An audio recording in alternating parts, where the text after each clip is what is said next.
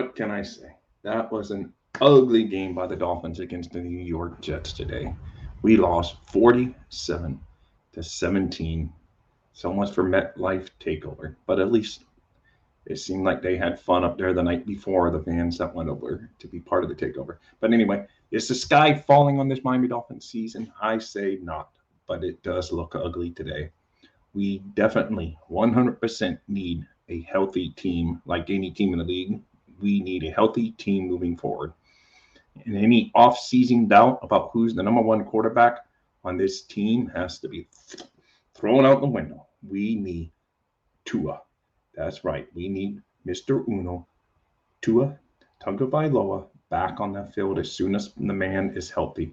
Of course, I'm not going to put his future health on the line. If I was the coaches and the medical staff, I'd be the same way. I would be very hesitant to get him back out there unless he's ready to go. But it's obvious he is our QB1. Any haters can get out of here as far as that debate. Whether they say he's still the best, one of the best in the league, we can argue about that later. There is no doubt that he's the best quarterback on this franchise. And with him on the field, we are winning. Without him on the field, we are losing. We need Tua. Of course, having Xavier Howard out, Byron Jones not making excuses because we didn't give the Buffalo Bills any excuses when they came down to South Florida and the Dolphins beat them with a lot of injured players out. So we're not going to give them, we're not going to let them off the hook by making excuses for ourselves.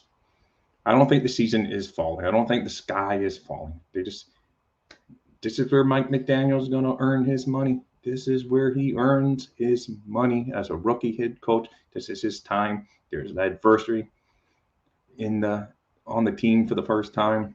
Adversary on the team. They just need to gather back up, get some players healthy, and come up with a plan. The Minnesota Vikings come into town this week. It's not going to be an easy get. They can put some points on the board. Our defense is going to have to tackle better, get more consistent pressure, create some turnovers if we have hope of slowing down Minnesota. Yes, Kirk Cousins may not be the superstar, but he's pretty darn good, and he has some good weapons. So if Miami's D's not ready to go, it might be another long day. Hopefully Armstead's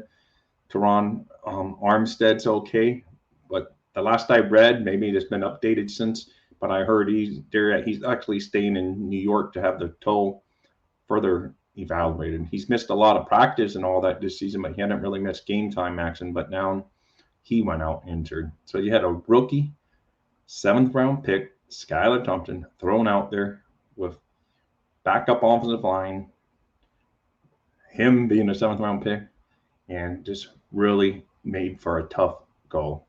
He had his moments that he looked okay, and then he had his moments that he looked like a 7th round pick that's a rookie in the NFL. Overall, the Dolphins just didn't have a very good day today. With that said, even going into the 4th quarter, they could have taken a lead in the 4th quarter if Jason Sanders hits the 54-yard field goal, which he missed.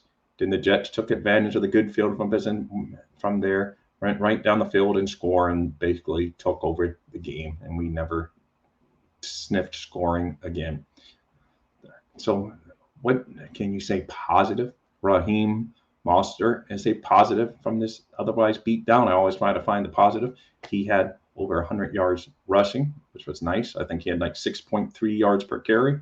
He had a scoring touchdown a rushing touchdown, and almost, he got down to the 1-yard line on a reception, which the Dolphins scored on the next play on the tight end sneak / quarterback sneak, whatever you want to call it. It worked for a touchdown. So, he did contribute today, but we got other people. Hopefully, Tyreek Hill is back healthy next week. I know he went out, but of course, by that time, it was garbage time.